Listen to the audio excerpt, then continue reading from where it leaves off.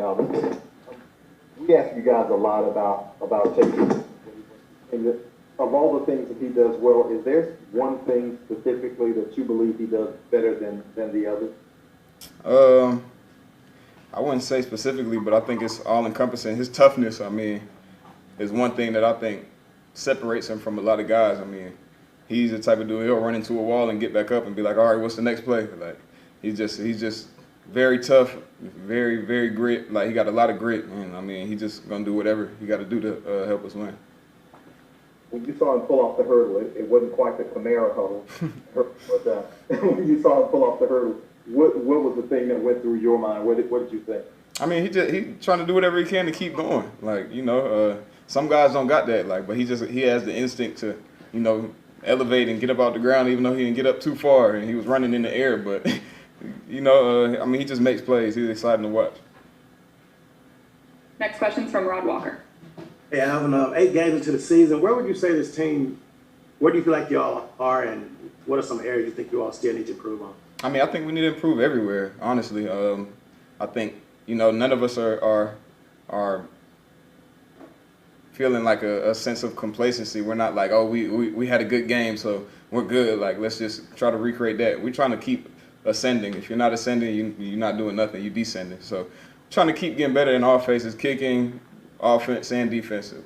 You know, I think one thing about us, the past years we've been good because, you know, we've been great in all phases, and we've been top 5, top 3 in the league in all categories. And, you know, that's what we're striving to do. I mean, it's getting better and better every week, but we still got a long way to go to get to where we want to be at. Next question's from Mike Triplett. Alvin, I was also going to ask you about Taysom, but what's interesting, I think, about him is, unlike most running backs, he almost gets judged on a carry-by-carry basis. If he has like a 0-yard gain, it's too cute, it's too predictable. Mm-hmm. What do you think people don't appreciate maybe about how valuable it is to bring in those Taysom plays to this offense, even though you have a lot of other proven playmakers? Man, I mean, it's definitely valuable because at the end of the day, you know, people talk about, oh, why are we doing that, why are we doing this, but teams still have to stop it. You can know they know when Drew lines up at quarterback, there's a possibility he's going to throw the ball. Shit. When Taysom lines up, he can throw the ball. They think he's going to run it. They got to stop both. They got to figure out what to do with him. And it's something that I think adds it's an asset to our game plan week in and week out. So, you know, it's just about execution, you know. I mean, a negative play, it is what it is. We play football. We got to keep moving.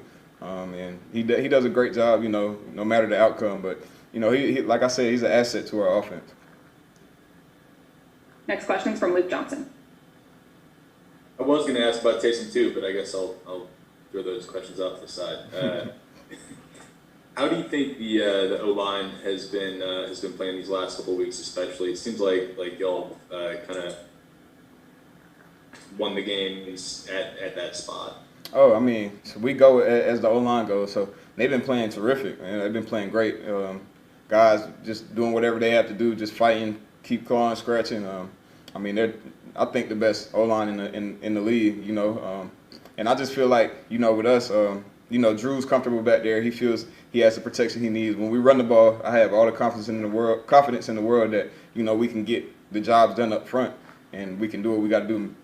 That being me and Latavius, just getting the looks we want and you know, getting everything blocked up front. You know, those guys. I mean, I don't know if they get enough credit. You know, I definitely give them all the kudos and all the praise because, you know, they got a hard job to do and they do it well every week. Next one's from Nick Underhill. I got 2, if that's all right. The first one, just when Mike's out there, do you notice any difference between the way you get covered or the attention you're paid versus when he's not out there? And do you see it go both ways for you helping him sometimes too with that? Yeah, I kind of touched on it last week. I mean, when just speaking about Mike, when Mike's out there, they got to account for him. You know, that's less attention on me or Emmanuel or Jared. You know, so anytime Mike's out there, it opens up the offense, and vice versa. When I'm out there, I kind of think, you know, I draw some attention too. So it kind of opens up Mike's game too. It's complementary. You know, I think all of our weapons on offense, we're all complementary to each other because, I mean, teams come in and they want to stop Mike, then okay, we can throw it to Emmanuel. They want to stop Emmanuel, we throw it to Jared. You want to stop Jared? I mean, me and Latavius can do what we got to do. I mean, we got Traquan. I can't. You know, you guys have watched it. When we get going the way we want to get going, it's hard to stop. And then just atmospherically, and I guess competitively too, is there a difference with having fans in the Superdome? Have you noticed anything different? Do you guys feed off it? Just how was it the last game?